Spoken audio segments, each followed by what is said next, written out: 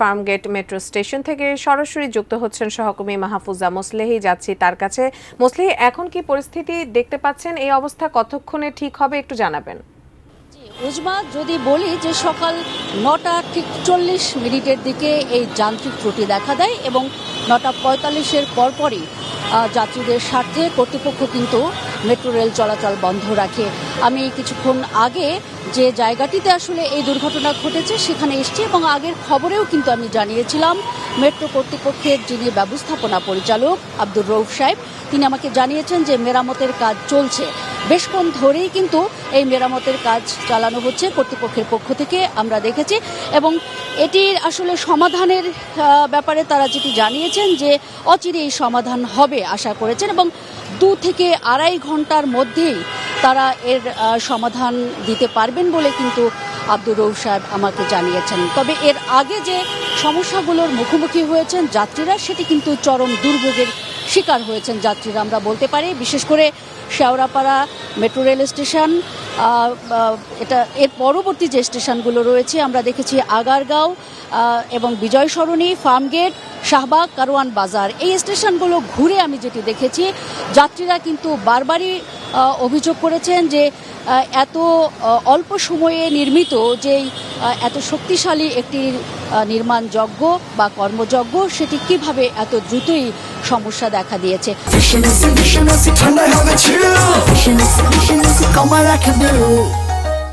সমস্যা হতেই পারে, তারাও সেটা স্বীকার করছেন।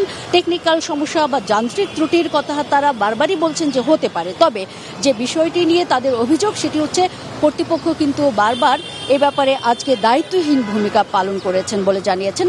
কারণটি হচ্ছে এরকম যে যখনই এই ধরনের সংকট তৈরি হয় তখন কিন্তু যে কাউন্টারগুলো রয়েছে, আমি বিভিন্ন স্টেশনের বিভিন্ন প্ল্যাটফর্ম ঘুরে দেখেছি এবং কাউন্টার ঘুরে যেটি দেখেছি সেখানে কিন্তু সংশ্লিষ্ট কোনো কর্তৃপক্ষকে পাওয়া যায়নি, এমনকি দায়িত্বরত কোনো কর্মকর্তা কর্মচারী, কাউন্টার মাস্টার কিংবা যারা সিকিউরিটি গার্ড ছিলেন তাদেরকেও কিন্তু পাওয়া যায়নি। সঠিক যেই উত্তরটি তারা কেউই দিতে পারেননি, কারণ তারা আড়ালে আবডালে ছিলেন, এমন একটি অভিযোগ রয়েছে। ফলে কিন্তু অপেক্ষমান যারা যাত্রী রয়েছেন তাদের কিন্তু নানা দুর্ভোগে আরও বেশি পড়তে হয়েছে। তারা বারবারই বলছিলেন যে একটি নোটিশ দেওয়ার উচিত ছিল ঠিক সময়ে, যাতে আমরা গন্তব্যে পৌঁছতে পারি, দুর্ভোগের শিকার যাতে কম হয়, সে ব্যাপারেও কিন্তু তাদের বারবার একটি নির্দেশনা তারা চাইছিলেন।